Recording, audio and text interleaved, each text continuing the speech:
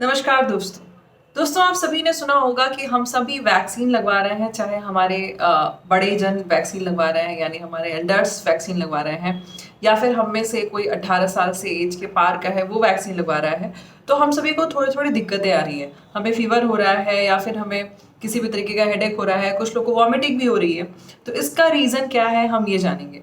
दोस्तों मैं आपको एक बात बता दूं कि आप जब भी कोई भी वैक्सीन लगाते हैं, किसी भी बच्चे को लगवाते हैं या खुद भी लगवाते हैं, तो आपको मालूम होना चाहिए कि आपके शरीर में कुछ ऐसे प्रोटीन बनते हैं जो कि आपके शरीर में रोगों से लड़ने के लिए ही बनाए जाते हैं। तो जब भी किसी छोटे बच्चे को या फिर अभी जो कोरोना का वैक्सीनेशन प्रोसेस चल रहा है, किसी को भी वैक्सीन लगता है, तो दोस्तों सबसे पहले हमारा शरीर उसकी पहचान करता है कि ये जो वैक्सीन लगा है इसमें क्या आया है हमारे शरीर में। तो असल में जब वैक्सीन लगाई जाती है तो उस वैक्सीन में जिस रोग का वैक्सीन होता है यानी कि जिस स्पेसिफिक डिजीज का वैक्सीन होता है उसका ही एंटीजन यानी कि उस रोग को पैदा करने वाला ही असली कारक, उसी को हम मृत अवस्था में शरीर में देते हैं। तो दोस्तों जब भी हम ऐसा करते हैं, हम रोग पैदा करने वाले कारक को मृत अवस्था में यानी डेड फॉर्म में अगर या फिर हम इसको इनएक्टिव फॉर्म में बॉडी में देते हैं, तो उससे क्या होता है कि हमारे शरीर में तुरंत उसकी पहचान की जाती है। दोस्तों जैसे हमारे शरीर में उसकी पहचान होती है तो उस पहचान के प्रोसेस में हमें बुखार आता है, हमें हेडेक होता है या फिर आप कह सकते हैं कि हमें वॉमिटिंग आती है। आपने देखा भी होगा आपके आसपास लोगों के साथ ऐसा हो रहा है।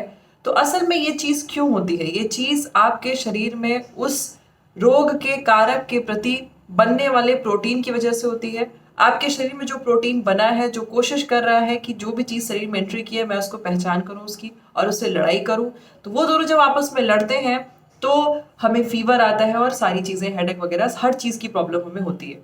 अब दोस्तों जैसे आप इसको ऐसे एग्जाम्पल पे ले सकते हैं, किसी भी कॉलेज में कभी भी दो गुट में अगर लड़ाई होती है तो वो किसी एक मुद्दे को लेकर के होती है ना।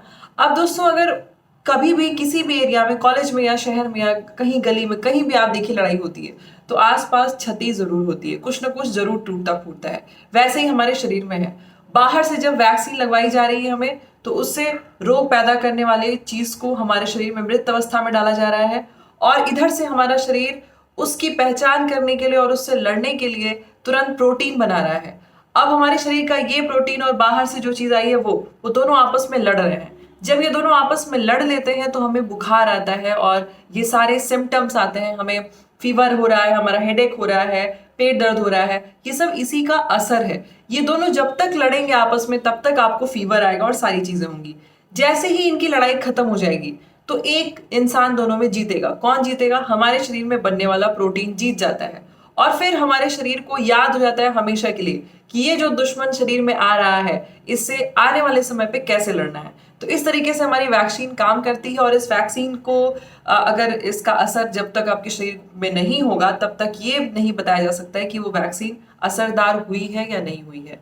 तो बुखार आना, सर दर्द करना, ये सारी चीजें पॉजिटिव सिम्टम है कि आपने वैक्सीन लगवाया है, तो उसका आपके शरीर से रिस्पॉन्ड भी हुआ है। आपका शरीर उसको पहचाना है कि हाँ भाई वाकई में क्या शरीर में आ रहा है, कैसे उससे लड़ना है।